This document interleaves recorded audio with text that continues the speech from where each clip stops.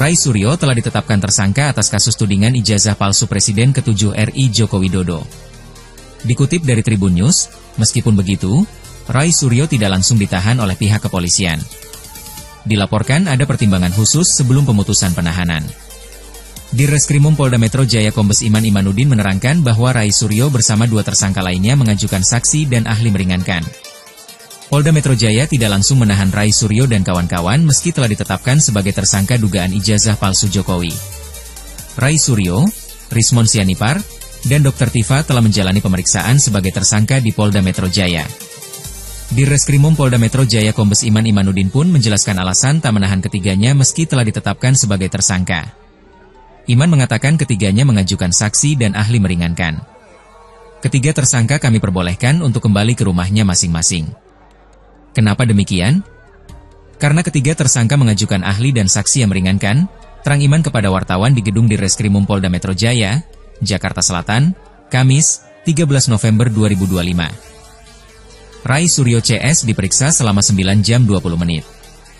Pemeriksaan berlangsung di gedung di Reskrimum Polda Metro Jaya mulai pukul 10.30 WIB hingga pukul 18.30 waktu Indonesia Barat.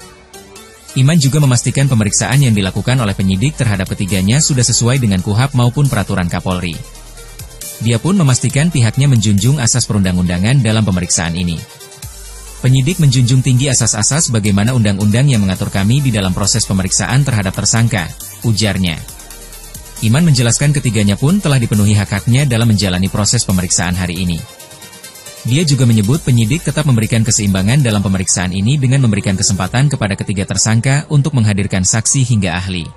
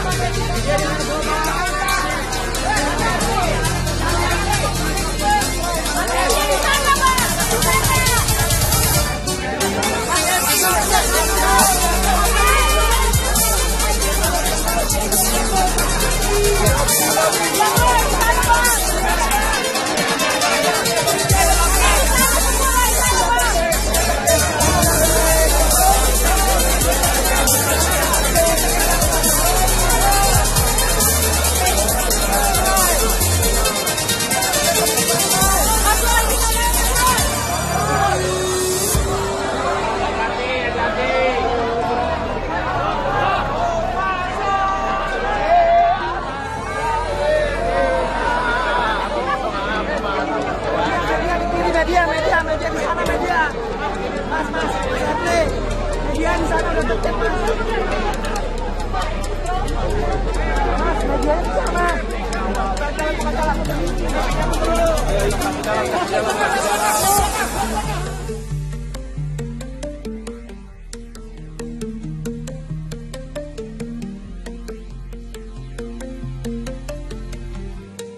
Tiga orang tersangka hari ini alhamdulillah sudah bisa berjalan dengan lancar. Saya tadi sudah memastikan proses pemeriksaan dari awal terhadap para tersangka berjalan sebagaimana yang diatur di dalam KUHP maupun peraturan Kapolri. Penyidik menjunjung tinggi asas-asas sebagaimana undang-undang yang mengatur kami di dalam proses pemeriksaan terhadap tersangka. Hak-hak bagi beliau-beliau untuk mendapatkan istirahat, kemudian makan siang, ibadah, dan lain-lain kami berikan selama proses pemeriksaan tersebut. Dan saat ini pemeriksaan sudah selesai dilakukan untuk sementara waktu. Para tersangka sudah memberikan keterangannya. Setelah ini kepada ketiga tersangka kami perbolehkan untuk kembali ke rumahnya masing-masing. Kenapa demikian? Karena ketiga tersangka mengajukan ahli dan saksi yang meringankan. Tentunya dalam hal ini kami sebagai penyidik harus menjaga keseimbangan keterangan dan informasi sehingga proses penegakan hukum ini adil dan berimbang. Kami akan melakukan konfirmasi dan pemeriksaan terhadap saksi yang diajukan, saksi yang meringankan, begitupun juga terhadap ahli yang meringankan atas permintaan atau permohonan para tersangka. Saya kira itu ya, jelas Mbak. Pak, mungkin bisa didetailkan berapa saksi yang meringankan yang diajukan oleh tersangka ini, ahlinya ada berapa, kemudian terkait dengan para tersangka lain, bagaimana nanti nasibnya Pak? Pemeriksaannya kapan? Dan untuk ahli yang diajukan oleh para tersangka ada 2.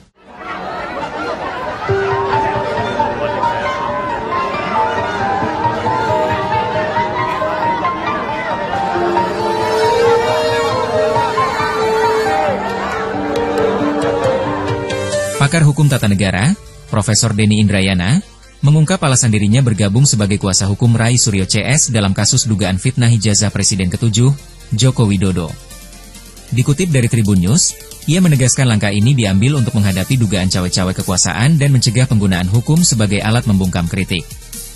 Hal ini disampaikan Denny Indrayana melalui unggahan media X pribadinya, Jumat, 14 November 2025.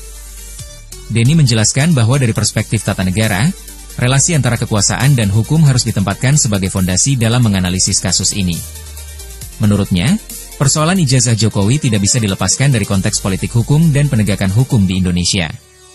Ia menilai Jokowi telah merusak tatanan demokrasi melalui berbagai tindakan di akhir masa jabatannya.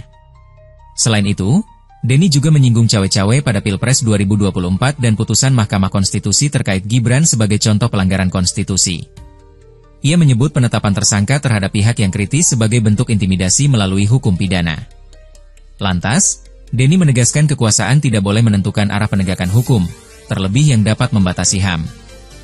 Ia menilai hukum pidana tidak boleh dijadikan alat menekan warga yang mencari kebenaran dokumen publik. Denny bahkan menyatakan Jokowi seharusnya menunjukkan ijazahnya secara terbuka kepada publik. Ia juga melihat bahwa kasus yang menjerat Rai Suryo CS syarat dugaan kriminalisasi. Pakar hukum tata negara itu menyebut dirinya bergabung bukan hanya untuk melawan kriminalisasi, namun juga modus intimidasi berbasis hukum. Ia mengajak masyarakat melihat persoalan ini secara substansial dan konstitusional. Menurutnya, penegakan hukum harus merdeka dari intervensi kekuasaan. Sementara itu, Denny menyinggung perbandingan kemerdekaan hakim di Australia dan Indonesia. Ia menilai hakim di Indonesia masih berpotensi dipengaruhi kekuasaan. Terakhir, Denny menegaskan bahwa persoalan Rai Suryo CS bukan hanya so. Assalamualaikum warahmatullahi wabarakatuh.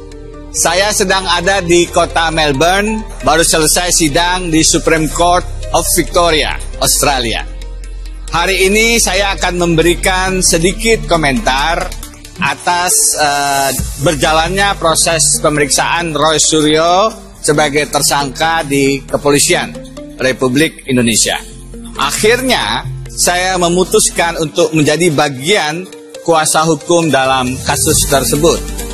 Bukan hanya saya meyakini ada indikasi kriminalisasi dalam penanganan kasus itu, tetapi yang jauh lebih penting adalah bagaimana kita kemudian melihat kasus ini secara lebih substantif. Ini bukan hanya persoalan pidana, sebagaimana pasal-pasal yang dituduhkan.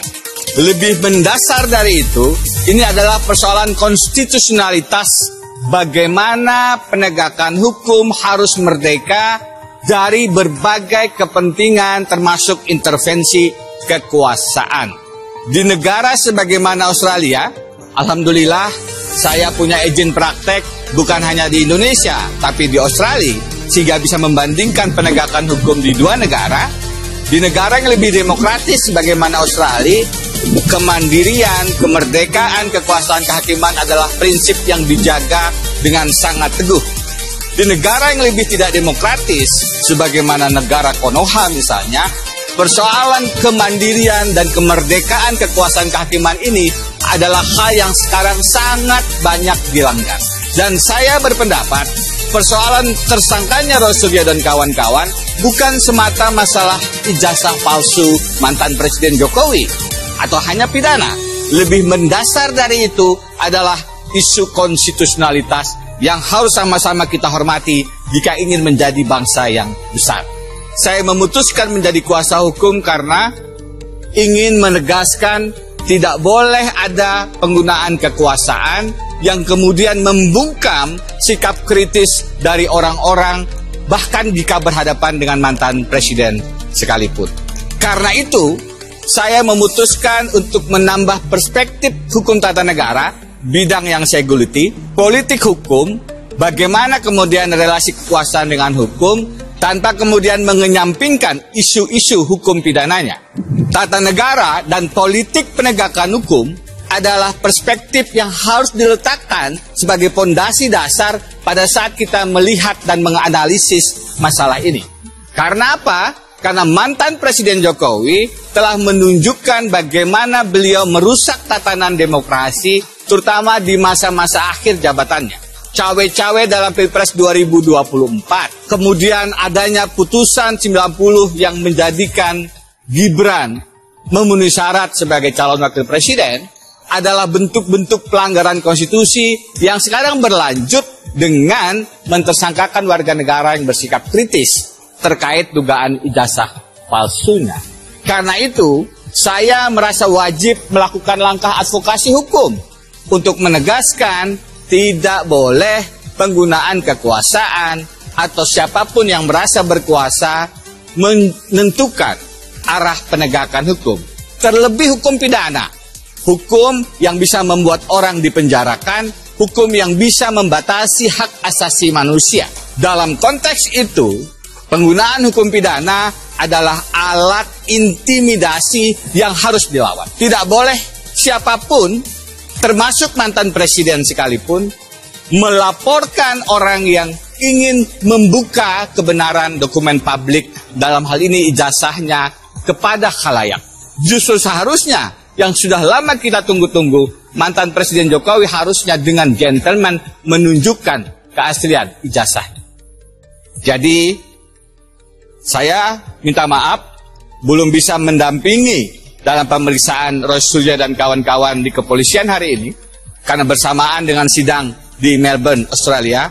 Tetapi insya Allah saya akan terus membersamai, melakukan perlawanan terhadap penyalahgunaan kekuasaan yang mengintimidasi, yang mengintervensi penegakan hukum, apalagi hukum pidana di tanah air.